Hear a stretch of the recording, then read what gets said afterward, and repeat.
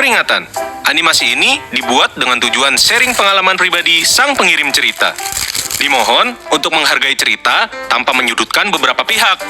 Selamat menonton.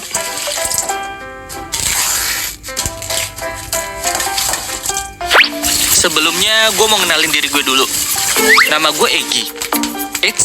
Tapi bukan pemain bola ya. Tapi kalau bola bekel, gue jago. Gue lahir dan besar di Jakarta. By the way, sekedar cuap-cuap, umur gue sekarang 18 tahun. Dan gue anak ketiga dari 4 bersaudara. 3 anak laki-laki dan 1 perempuan yang paling bontot. Abang gue yang pertama masih kuliah di Jakarta. Terus abang gue yang kedua udah kerja. Lalu kalau adik gue sekarang mondok di Bogor. Sedangkan gue baru aja mulai kuliah di Jogja. Di sini gue mau cerita sedikit tentang kehidupan gue. Mungkin bisa dijadiin pelajaran hidup juga buat kalian. Bisa dibilang gue hidup dari keluarga yang broken home. Tapi gue gak mau disebut kalau gue anak broken home. Soalnya agak gak enak didengar gitu. Mungkin dulu gue mikir kalau perceraian ortu gue itu ya hal biasa aja. Ternyata itu salah dan dampaknya besar banget loh. Dulu sebelum keluarga gue bercerai, hidup gue bisa dibilang berkecukupan. Makan cukup, minum cukup, asal gak seret di tenggorokan aja. Kalau gue mau sesuatu, tinggal bilang susah. Canda. Biar gak tegang-tegang amat kayak peserta PNS. Bahkan hampir tiap bulan tuh keluarga gue bisa jalan-jalan sampai 2 atau 3 kali. Pokoknya hidup gue masih adem ayem. Tapi gue akuin kekurangannya ya keluarga gue emang jauh dari kata agama.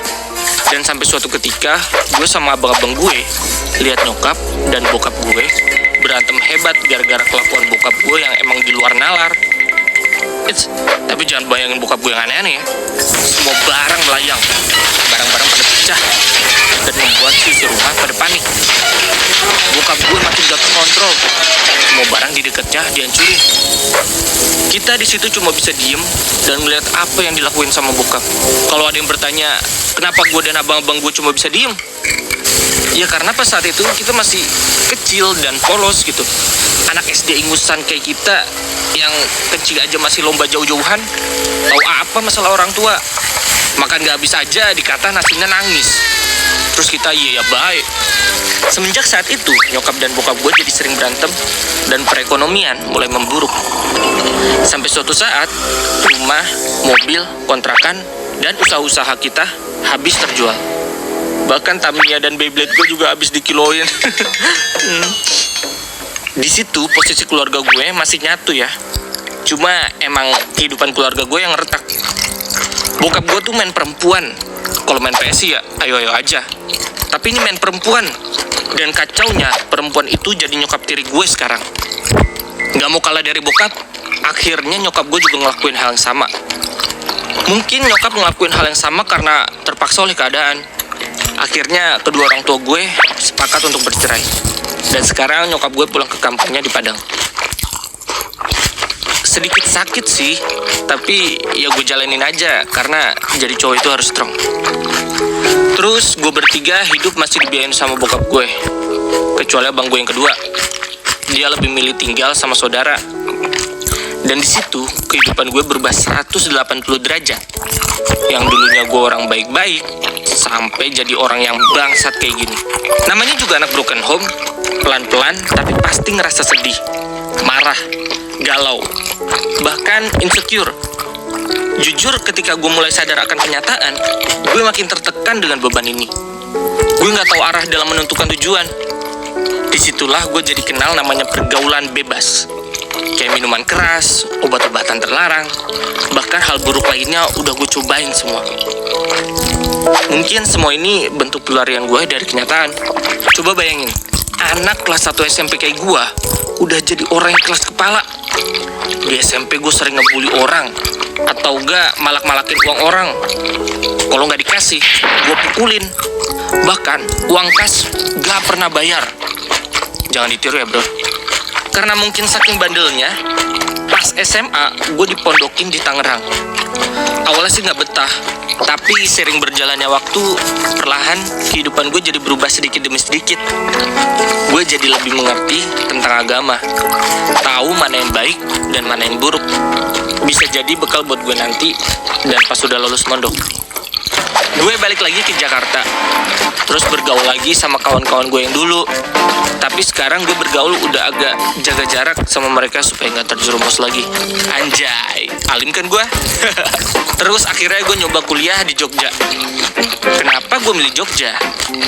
Karena ya emang gue udah nggak nyaman banget sama kehidupan di Jakarta. Salah satu alasannya, gue sering banget berantem sama bokap. Dan di Jogja gue nggak ketemu sama dia dan gue ketemu sama orang-orang baik. Selama kuliah dan tinggal di Jogja, gue hidup gak neko-neko. Di sini gue lebih sering tahan keinginan gue yang mau ini itu. Pas gue lagi nyantai di kosan sambil denger radio, nggak sengaja keputar lagunya Last Child, Diari Depresiku. Beuh, nyentil banget men ke hati. Kalau dipikir-pikir, liriknya relate banget sama gue.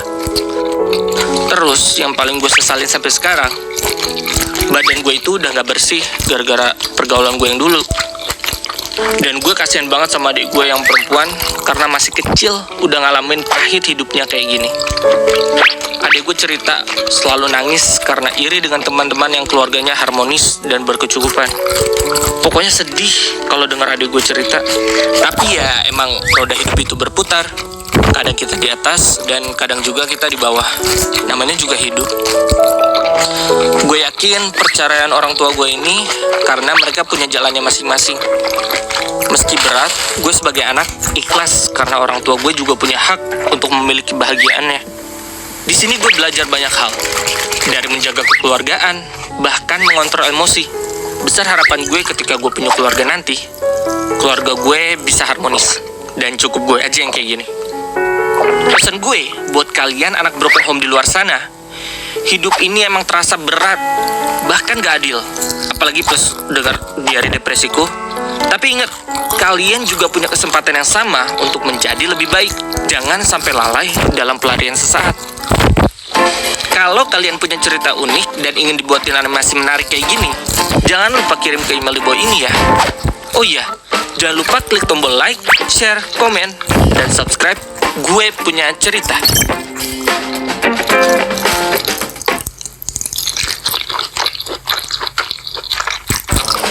Hai, nama gue Tata. Tapi bukan Tata Busana atau Tata Boga. Gue anak pertama dari 3 bersaudara. By the way, kedua adik gue cowok. Dan gue adalah anak cewek satu-satunya. Gue pengen kalian tahu, nyokap gue tuh salah satu nyokap idaman lah. Karena dia orangnya fleksibel dan bisa diajak curhat gitu. Jadi gue kalau cerita pasti merasa nyaman dan gak akan takut. Kata teman-teman gue sih, nyokap gue girl and girl gitu. Soalnya dia selalu ngedukung semua kegiatan positif gue. Bisa dibilang gue anak yang berprestasi.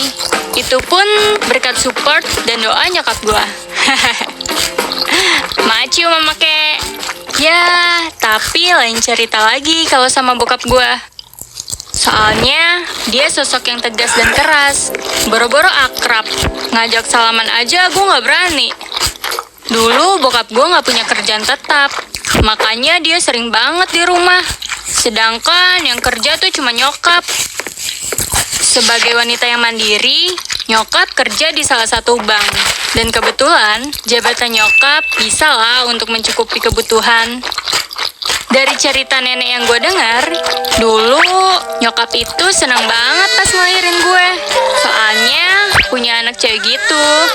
Sedangkan bokap gue malah biasa-biasa aja. Bahkan gak ada rasa antusiasnya sama sekali. Terus nenek gue lanjut cerita tentang kelahiran adik gue yang kedua. Pas udah tahu yang lahir itu anak cowok, bokap gue happy banget. Katanya sih senangnya melebihi apapun. Sampai-sampai bokap gue langsung loncat-loncat di luar ruangan bersalin. Sekilas ngedenger cerita nenek, gue bisa narik tambang. Benang merah maksudnya. Bahwa kehadiran dan kelahiran gue gak ditunggu-tunggu sama bokap. Soalnya dia gak seantusias ketika adik gue lahir.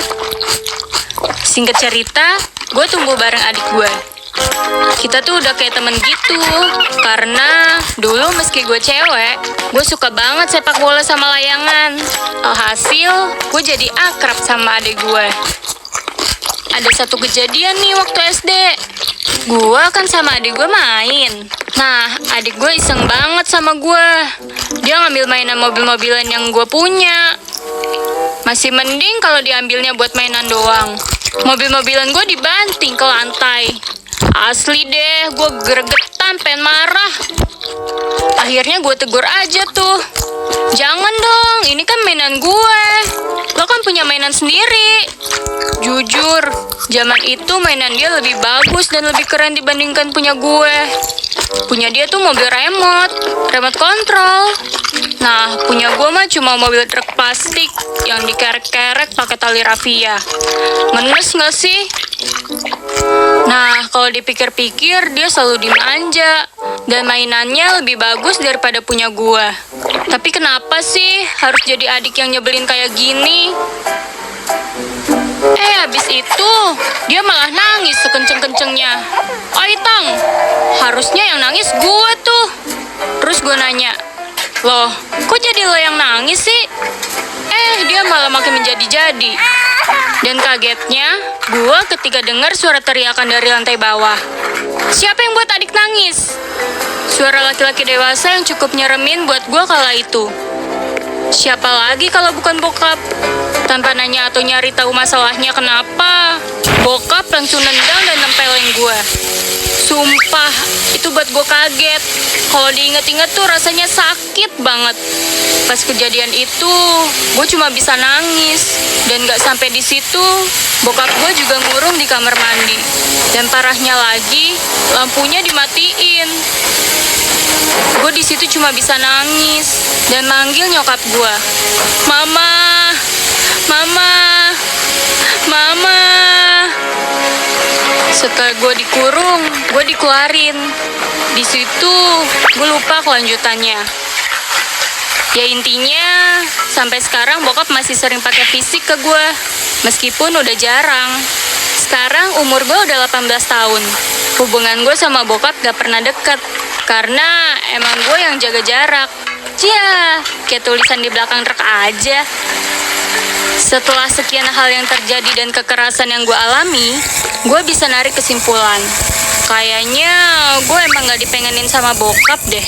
Soalnya dari cara dia ngomong ke gue tuh beda banget. Gak kayak ke adik-adik gue.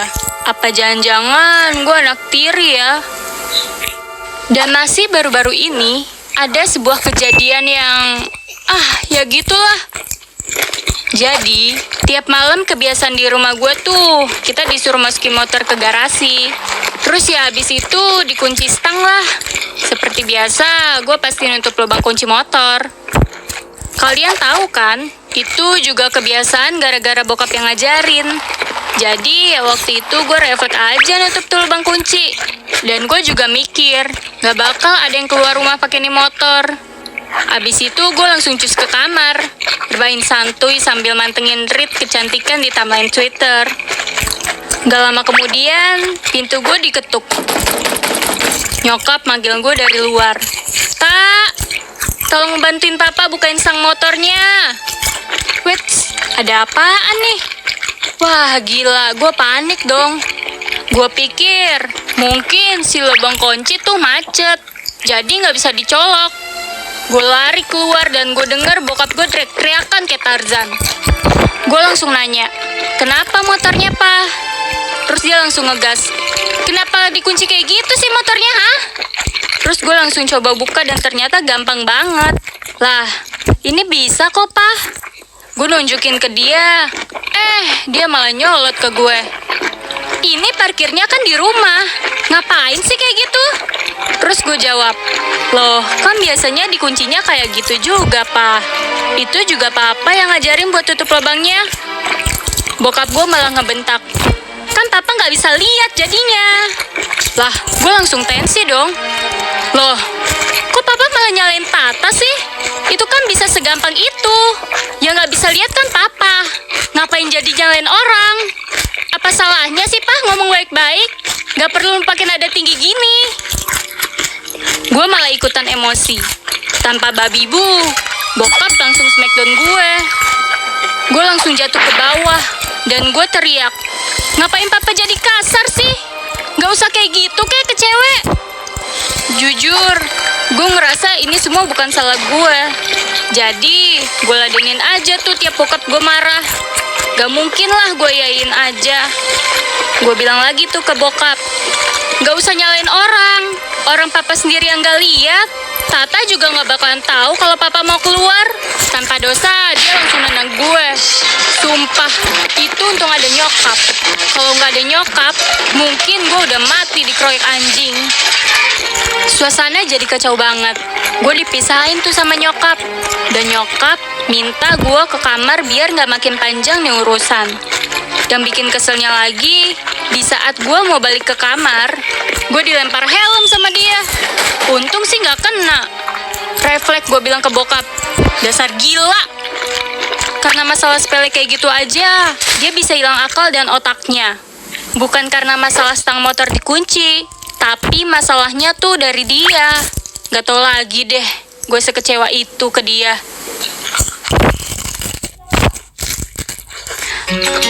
Pasti di luar sana banyak yang anak senasib kayak gue.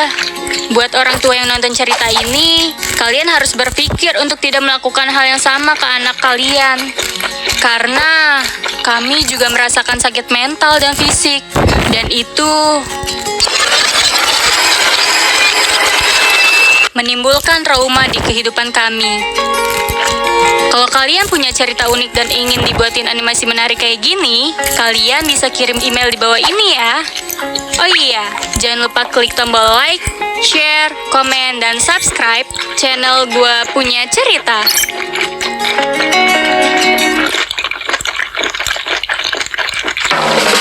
Hai sobat gue punya cerita, kenalin nama gue Husen. Biasa dipanggil Cen-Cen. So imut ya. By the way, umur gue sekarang 22 tahun dan gue lagi dalam misi menghabiskan duit ortu di salah satu perguruan tinggi negeri di kota Samarinda. Canda-canda. Gue kuliahnya bener kok, nggak main-main. Oh iya, sekarang gue udah semester akhir. Dan karena gue jarang ke kampus, kegiatan gue cuma ngerjain skripsi sama skating. Pengennya sih kayak Tony Hawk gitu, tapi apa daya, gue cuma bisa nyeret-nyeret papan skateboard sambil foto-foto. Bisa dibilang gue anak yang secara style tuh outfitnya serba gaul dan cool gitu. Jadi kalau ditanya berapa harga outfit lo, gue bisa jawab dengan santuy. Dan muka gue juga nggak jelek-jelek amat kalau dibandingin sama jamet kuproy. To the point aja nih ya. Jadi, gue punya pacar, namanya Farina. Doi kuliah di salah satu kampus swasta di kota Samarinda juga. Oh iya, ada sefrit info kalau kita berdua sama-sama keturunan suku Dayak. So, jangan main-main sama kita kalau lu nggak mau anu lu hilang. Jadi awal gue kenal sama dia itu di bulan Oktober. Gue lagi iseng scroll timeline di Twitter. Lalu ada temen gue nge-retweet foto cewek cantik sambil baca buku Madilog. Buku poin tuh. Beuh, sontak mata gue terbelalak. Dan ada sesuatu yang memberontak. Ya uts, akhirnya gue follow. Terus gue DM, mutualan kuy, pakai emot nyengir. Nggak berselang lama dia nge-follow back gue. Dan kita DM-DMan panjang lebar. Dari bahas thread perihal nihilism sampai buku-buku Jean Paul Sartre. Goks nih anak, di luar dugaan gue banget dah pokoknya. Setelah DM-DMan panjang lebar dari malam sampai subuh, akhirnya gue pakai jurus andalan semua orang. Move WA yuk, kayaknya lebih seru deh ngobrol di WA. Semenjak itu kita jadi deket, lalu memutuskan buat ketemuan, dan akhirnya kita jadian. Singkat cerita, waktu libur kuliah telah tiba. Di bulan Desember, kita memutuskan buat pulang kampung, karena gue selama di Samarinda itu ngekos. Ajaibnya, ternyata si Farina juga sekampung sama gue. Ya, ibaratnya kayak satu kecamatan lah. Jadi gue excited banget. Kita akhirnya pulang kampung barengan. Tapi pas di jalan, dia ngajakin buat mampir ke rumahnya dulu. Gue sih gak bisa nolak ya. Secara dia maksa gitu. Dan gue udah punya feeling gak enak. Entah apaan, pokoknya gak enak. Kurang micin kali. Dan ternyata benar. Baru sampai depan rumahnya, nyokapnya udah masang muka nggak nyantai. Kayak kesurupan siluman biskuti macan gitu. Respon nyokapnya ke gue ketus. Semua hal yang gue lakuin serba salah, sampai akhirnya dia nyeletuk. Ngapain ikut kesini sama anak saya? Kuliah aja nggak beres-beres? Mana rumahnya pindah-pindah gak jelas? Sana pulang. Jujur, gue sadar banget kalau nyokap dia udah ngehina gue dan keluarga gue. Ya, emang bener sih apa yang nyokapnya bilang. Perihal pindah-pindah rumah, emang keluarga gue sempet ngontrak sana-sini. Sampai akhirnya alhamdulillah sekarang punya rumah sendiri, meskipun sederhana. Tapi bukan berarti nyokapnya punya hak buat ngerendahin gue. Mungkin nyokap Farina nggak tahu perjuangan hidup gue dan keluarga gue kayak gimana. Akhirnya gue balik dengan keadaan nangis. Ini semua bukan karena gue cengeng atau jempol gue kepentok meja, tapi karena harga diri gue udah diinjek-injek. Malam itu juga gue putus sama cewek gue, tapi dia nekat nyamperin gue dan mohon-mohon buat balikan. Jujur gue juga nggak ada niatan buat putus sih. Ya cuma gue sakit hati aja sama omongan nyokapnya. Lalu karena udah malam dan gue nggak tega sama dia, akhirnya kita nggak jadi putus. Bulan pun berganti. Tepat pada bulan Maret, kita udah aktif kuliah dan gue sibuk bimbingan skripsi di kampus sampai malam. Tahu-tahu, gue dapet SMS dari nyokapnya Farina. Kamu bawa kemana anak saya? Dasar gak tau malu. Sontak gue kaget dong. Terus nyokapnya nelpon. Dia ngomel-ngomel karena udah seminggu lebih Farina gak ngabarin orang rumah dan gak pulang ke rumahnya. Mereka semua ngira kalau gue bawa kabur anaknya. Ya kali dah. Lari sendiri aja capek, gimana bawa cewek segala. Jujur gue gak ada kesempatan buat jawab atau membela diri. Dan ternyata cewek gue itu lagi sibuk nugas di rumah temennya sampai nginep gitu. Akhirnya dia gue jemput dan gue balik ke rumah. Bukannya bilang makasih atau gimana, nyokapnya masih aja marah ke gue. Singkat cerita, pandemi corona muncul. Kampus diliburin. Akhirnya kita berdua pulang kampung, dan beberapa hari kemudian gue dipanggil ke rumahnya. Wah, feeling good nih. Pasti hubungan gue mulai direstui. Pas sampai rumahnya, gue kaget karena gue disambut dengan muka sangar sama nyokapnya. Dan kali ini lebih serem, karena bokapnya juga ikutan nungguin di rumah.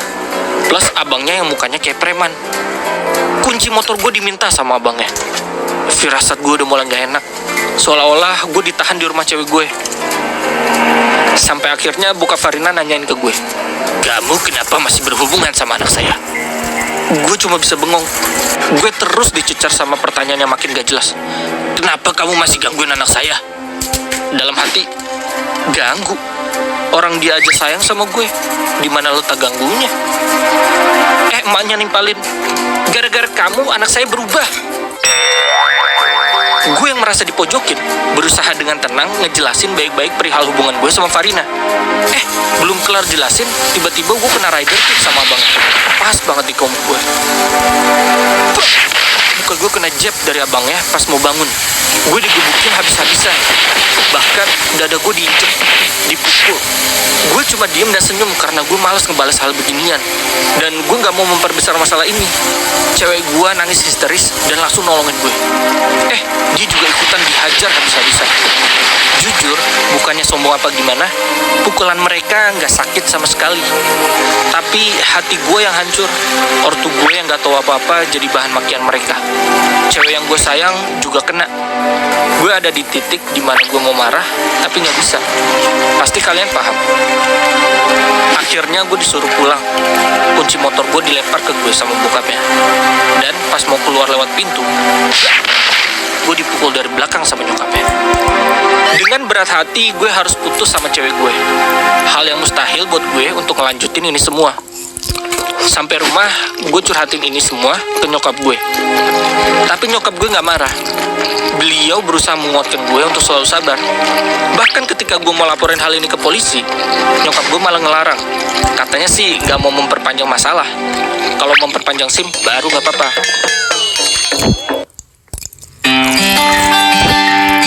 Saran gue, cintailah seseorang yang orang tuanya merestui hubungan kalian dan tidak memandang latar belakang kalian. Karena tidak akan ada namanya pernikahan tanpa ada restu dari orang tua masing-masing. Tapi ini semua balik ke pribadi masing-masing. Mau gimana ngambil jalan keluarnya. Kalau kalian punya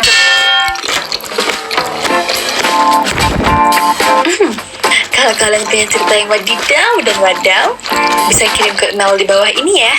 Terus jangan lupa klik tombol like, share, comment, and subscribe channel Gue Punya Cerita.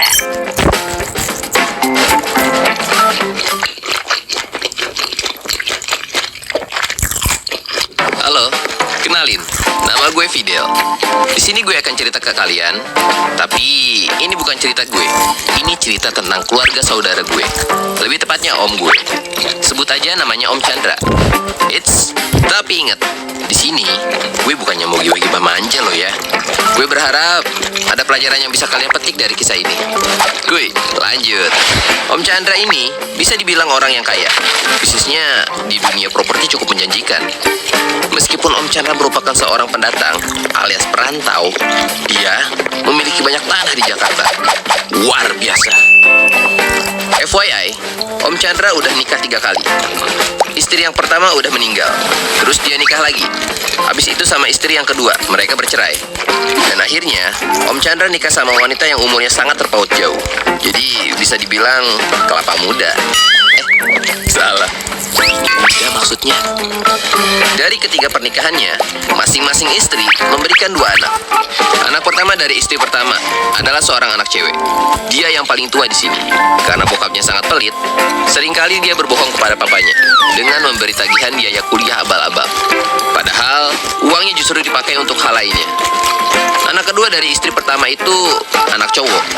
Dia yang paling diandalkan dan dipercaya buat nemenin bokapnya. Anak ketiga cowok lagi. Keempat cewek, kelima sama keenam cowok dua-duanya. Dan masih kecil. Walaupun Om Chandra ini kaya, dia tipikal orang yang pelit. Dia tuh nggak akan ngeluarin uang bahkan untuk kepentingannya sendiri. Ya, mungkin karena dulunya dia terlahir dari keluarga yang serba susah. Hingga suatu hari Om Chandra jatuh sakit. Ditambah lagi faktor usia membuat penyakit yang dia derita menjadi jauh lebih parah. Seharusnya dengan kemampuan ekonomi dan banyaknya harta, hal ini bukanlah suatu masalah. Bahkan, dia seharusnya bisa mendapatkan pelayanan dan fasilitas yang bagus. Tapi Om Chandra lebih memilih tidak menggunakannya. Semaksimal mungkin, dia berusaha super irit. Sampai suatu ketika, Om Chandra diharuskan untuk cuci darah saat itu juga. Tapi naas, alat cuci darahnya nggak berfungsi dengan normal. Sehingga Om Chandra dinyatakan meninggal dunia. Jujur, gue secara pribadi waktu dengar kabar ini juga kaget. Dan pastinya ini jadi pukulan yang berat buat keluarganya. Kepergian Om Chandra menyisakan rasa perih di hati ke-6 anaknya. Awalnya mereka tampak akur dan baik-baik aja. Nggak ada satupun yang meributkan soal harta warisan. Tapi lambat laun, sifat egois mereka mulai muncul. Ditambah lagi istri ketiga almarhum Om Chandra mulai bermanuver. Seminggu setelah meninggalnya Om Chandra, anak pertama dari istri pertama juga mulai menuntut haknya. Karena dia merasa yang paling tua. Dia merasa dialah yang paling berhak mendapatkan warisan paling banyak. Akhirnya terjadi gesekan yang cukup intens antara anak tertua dengan istri muda Om Chandra. Singkat cerita, hubungan ke-6 anak Om Chandra mulai merenggang dan kurang baik. Satu hal yang gue tahu dari kisah mereka, ke-6 anak Om Chandra nggak pernah dibekali dengan pendidikan yang cukup. Pendidikan di sini bukanlah pendidikan formal, melainkan pendidikan nilai hidup dan aspek-aspek tentang how to survive dalam menyikapi hidup ini. Selama ini ke-6 anak Om Chandra terlalu banyak dimanja dalam zona nyamannya. Mereka terlalu banyak disuapi. Sampai-sampai mereka lupa semua ini milik bokapnya. Ya, misalnya anaknya yang cowok cuma disuruh nyupirin bokapnya, nganterin bokapnya ke sana kemari. Habis itu nagihin duit kontrakan. Padahal semestinya kalau menurut opini gue, mestinya Om Chandra bisa nge-push anaknya untuk melakukan hal positif di luar itu. Kayak belajar entrepreneur, ngembangin bisnis bokapnya. Bukan malah cuma ngintil doang ngurusin hal-hal kecil yang seharusnya bisa dilakukan sama orang lain. Bahkan anak paling tua justru lebih sering ngehabisin duit bokapnya dengan foya-foya kesana kemari. Jadi secara gak langsung, anak-anak Om Chandra cuma jadi pesuruh orang tua yang terlanjur nyaman dengan kehidupannya. Dan rata-rata dari mereka tipikal orang yang takut sama Om Chandra. Kenapa? Mereka semua takut kehilangan sosok yang bisa dijadikan pegangan dalam hidup. Mereka semua sudah terlalu bergantung pada bokapnya. Jadi sebisa mungkin mereka nggak mau kehilangan uang jajan dari bokapnya. Hal inilah yang membuat keenam anaknya nggak bisa hidup dengan mandiri setelah kepergian Om Chandra. Pelan-pelan tanah warisan bokapnya mereka jual satu-satu, sampai nyaris habis. Berhubung anak paling tua gak punya pekerjaan tetap, dia cenderung ngehabisin duit peninggalan Om Chandra. Alih-alih menggunakannya untuk hal yang lebih baik, anak pertama Om Chandra justru memanfaatkan keadaan adik-adiknya yang masih kecil dan polos dengan mendominasi hasil penjualan tanah warisan bokapnya. Nyokap gue sempat cerita, kalau Om Chandra pernah amanahin ke anak-anaknya buat ngebangun masjid di tanah yang udah disiapin misal beliau udah meninggal. Bukannya dijalanin tuh amanah, anak mereka justru kong kali kong buat jualan tanah bokapnya. Dan hasil penjualannya mereka bagi. Sisanya mereka buat bangun masjid tapi di kampung. Padahal Om Chandra amanahnya di tanah yang mereka jual. Seringkali dia bertengkar dengan adiknya yang cowok dan istri muda bokapnya. Hidup mereka dipenuhi dengan perselisihan. Setahun setelah kepergian Om Chandra, istri mudanya pindah keluar kota dan menikahi mantan pacarnya dengan membawa beberapa harta warisan Om Chandra. Lantas, apa kabar yang lainnya? Kabar terakhir yang gue tahu, anak pertama udah nikah sama suami bulenya dan tinggal di luar negeri. Karena dari dulu dia punya bad habit, jadi lama-kelamaan uangnya tergerus juga di sana. Anak nomor 2 bisa dibilang mendingan. Dia ngalokasiin warisannya buat kontrakan. Jadi bisa hidup lebih baik dari kakak pertamanya. Anak ketiga dan keempat masih tinggal sama nyokap. Sedangkan yang kelima dan keenam, gue nggak tahu kabarnya soal tinggal bareng nyokap dan suami barunya di luar kota. Dari cerita ini, gue berpesan kepada orang tua di luar sana. Jangan hanya meninggalkan harta benda. Itu bukan jaminan kesejahteraan anak dan keluarga kalian. Tinggalkannya itu ilmu yang bermanfaat. Mungkin kalian lahir dan besar di keluarga yang berada, tapi jangan jadikan itu zona nyaman hingga kalian terjebak di dalamnya. Kita nggak akan tahu kehidupan kita di masa yang akan datang. Buat orang tua, jangan terlalu over manjain anaknya. Jangan disuapin terus. Kalau kalian terlalu sering, dia kerjanya cuma ngehabisin duit orang tua doang. Hal itulah yang membuat hidup keluarga kalian gak akan bertahan lama. Dan terakhir, pesan gue buat anak-anak di luar sana, lu harus berani maju. Mau lu kaya, mau lu kekurangan, semuanya punya hak untuk mendapatkan hidup yang jauh lebih baik. Ingat, lu gak boleh serakah, bos. Karena itu yang bikin rusak silaturahmi antara saudara. Sekian cerita dari gue. Kalau kalian punya cerita yang unik dan menarik, silahkan kirim ke email di bawah ini ya. Oh iya, jangan lupa klik tombol like, share, komen, dan subscribe channel Gue Punya Cerita. Peringatan keras. Cerita ini dibuat berdasarkan pengalaman sang pengirim yang telah disetujui bersama untuk pembelajaran nilai hidup kita semua. Untuk menjaga nama baik dan privasi, beberapa nama dan informasi telah disamarkan. Penonton dilarang keras berkomentar tidak sopan. Selamat menikmati Gue Punya Cerita. Seringkali orang terdekat kita berharap dan berekspektasi lebih di luar batas kemampuan kita. Tanpa mereka sadari, hal ini buat gue merasa tertekan, tersisihkan, dan akhirnya tidak dianggap. Kenalin, nama gue Giovanni, biasa dipanggil Gio. Gue adalah anak pertama dan cucu pertama di keluarga besar gue. Dan pastinya, kehadiran gue amat sangat diharapkan dan berarti bagi keluarga. By the way, umur gue sekarang 27 tahun. Umur dimana kata orang tuh fase yang berat. Ya, tergolong di fase quarter life crisis lah. Gue pengen sedikit ngajak kalian buat dengerin kisah hidup gue. Gue tumbuh dan dididik di keluarga yang bisa dibilang berada. Ya, gak berlebihan tapi jauh dari kekurangan. Jadi, sebisa mungkin semua kebutuhan gue terpenuhi, asalkan untuk kebaikan gue. Bahkan saat umur gue 7 tahun, udah ikut 3 les privat, renang, matematika, sama musik. Saat itu gue enjoy-enjoy aja, tanpa banyak nanya. By the way, selang 3 tahun kelahiran gue, nyokap ngelahirin lagi seorang anak cewek. Yap, adik gue, namanya Yura. Karena umur kita nggak beda jauh, jadi kita bisa akrab. Seiring bertumbuhnya kita berdua, waktu selalu kita habiskan bersama. Dan gue sayang banget sama Yura. By the way, bokap gue punya toko sembako yang lumayan rame dan gede di pasar. Dan nyokap gue bantuin kerjaan bokap. Kadang waktu gue kecil, gue sama Yura sering diajak ke toko buat nemenin mereka kerja. Katanya biar kalau udah gede, gak kaget sama dunia kerja. Yura tuh tipikal anak yang suka ngintilin kakaknya. Sebagai kakak, gue dituntut untuk menjaga sikap dan memberi contoh yang baik. It's fine. Gue juga gak aneh-aneh kok anaknya. Waktu gue kelas 6 SD, gue baru menemukan hobi gue yang sebenarnya. Hobi menggambar. Dan gue rasa menggambar adalah cara gue bersenang-senang dan melupakan rasa penat gue. Ditambah lagi, gue mulai benci yang namanya matematika. Seiring dengan berkembangnya bakat gue, ternyata nilai pelajaran gue menurun. Bukan karena gue malas belajar, gue cuma fokus jalani apa yang gue suka. Dan ternyata bokap dan nyokap gue gak suka. Gue diomelin seharian. Katanya bokap gue dapat laporan dari guru tentang penurunan nilai akademik gue. Padahal di saat itu juga gue punya cita-cita pengen jadi komikus atau mungkin jadi seorang seniman. Tapi kayaknya ortu gue nggak akan support deh. Sedihnya lagi, di lain sisi Yura selalu ranking 3 besar.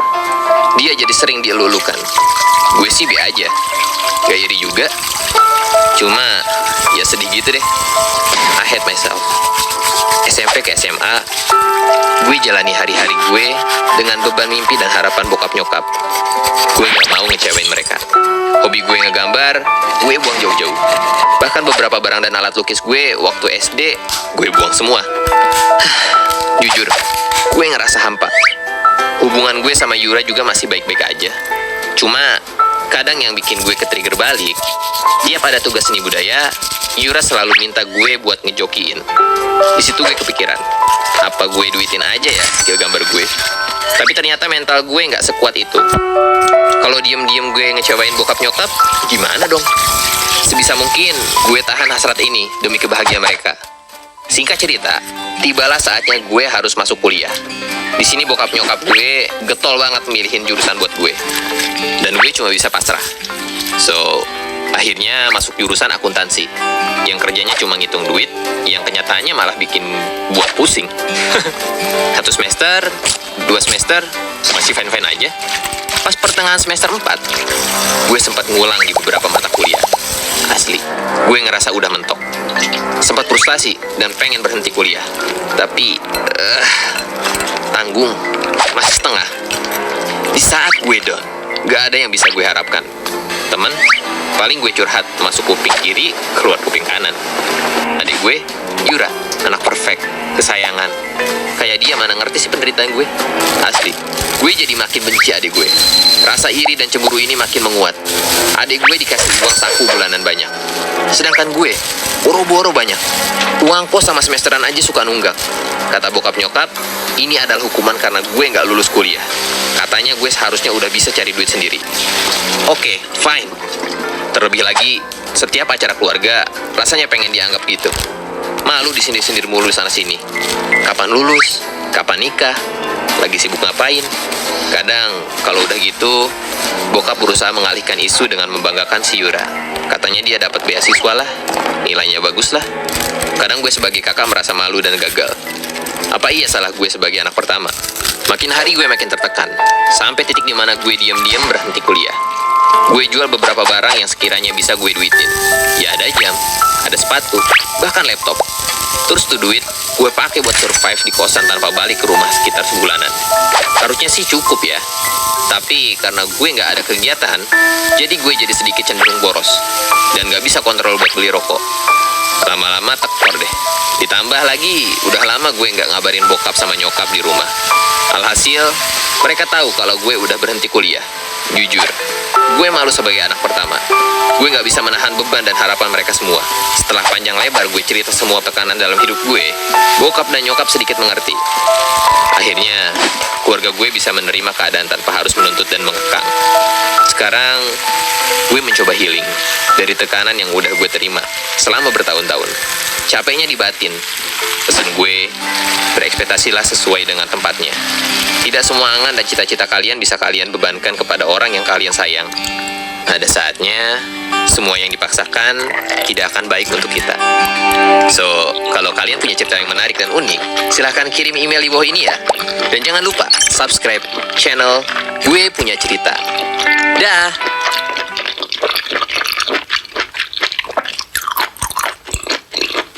Peringatan, animasi ini dibuat dengan tujuan sharing pengalaman pribadi sang pengirim cerita. Dimohon untuk menghargai cerita tanpa menyudutkan beberapa pihak. Selamat menikmati.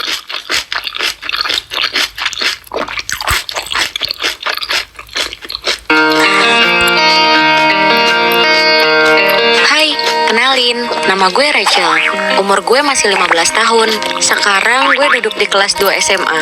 Mungkin kalian mikir gue ini masih bocil ya kan? Ya, emang iya. Tapi semua pengalaman dan hal-hal yang terjadi di dalam hidup gue membuat pola pikir gue menjadi lebih dewasa. Ya, kayak kata orang-orang, didewasakan oleh keadaan. Gue mau ceritain tentang kehidupan di dalam keluarga gue. Ya, mungkin ini termasuk cerita sedih. Gue harap gak akan pernah terjadi di kehidupan kalian. Jadi, siapin tisu buat ngelap air mata dan inges ya. Pertama-tama, gue mau bilang kalau gue anaknya no lab abis. Gue juga introvert gitu. Jadi, punya temen cuma 1 atau 2 orang lah. Dan gak begitu akrab juga. Kalau boleh jujur, sebenarnya gue selama ini nggak berani cerita ke siapapun. Sampai akhirnya, gue memberanikan diri untuk speak up dan ceritain kayak gini, biar lega aja. For your information, gue anak kedua dari 3 bersaudara. Yap, anak tengah. Kehidupan gue pun juga di tengah-tengah.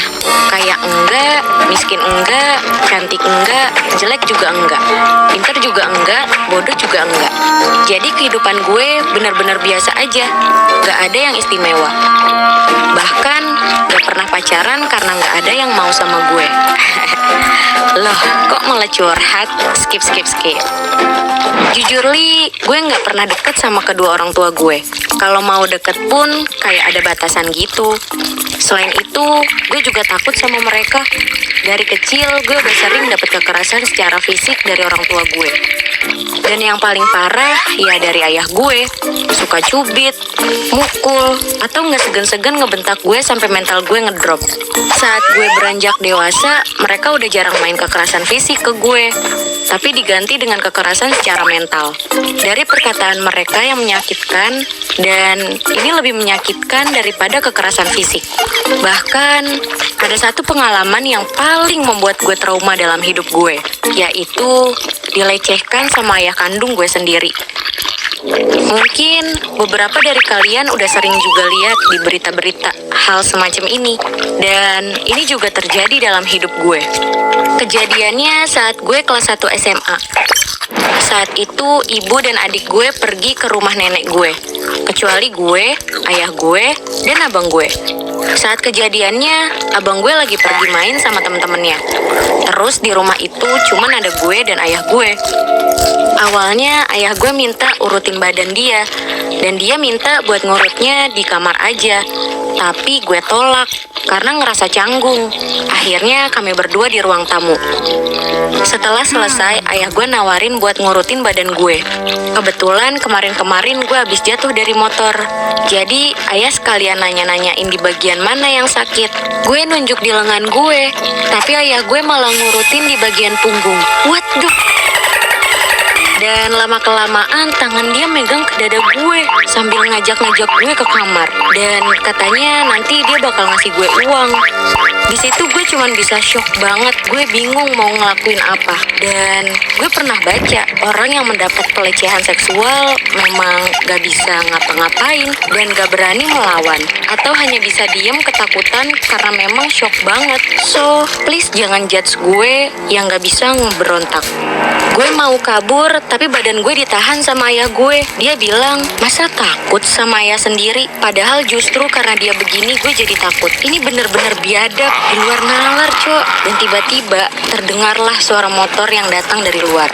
Iya, itu abang gue. Ayah gue langsung berhenti dan keluar nemuin abang gue. Sedangkan gue langsung ke kamar dan nutup pintu.